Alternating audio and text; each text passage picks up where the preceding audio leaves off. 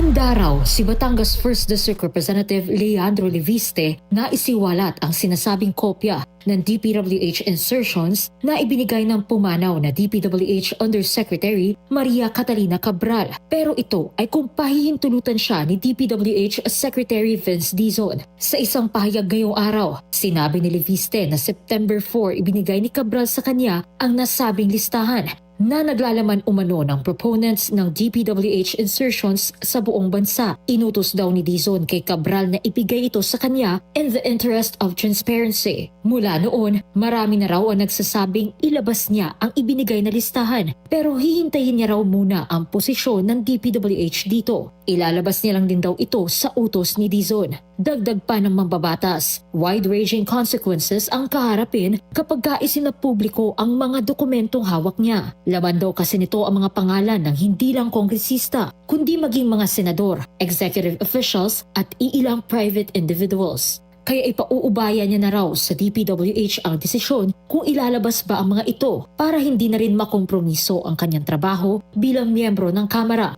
Nauna na raw na ipinakita ni Leviste sa Independent Commission for Infrastructure at Office of the Ombudsman ang mga nasabing dokumento. Makatutulong naman daw ito sa kasalukuyang investigasyon ayon sa dalawang institusyon.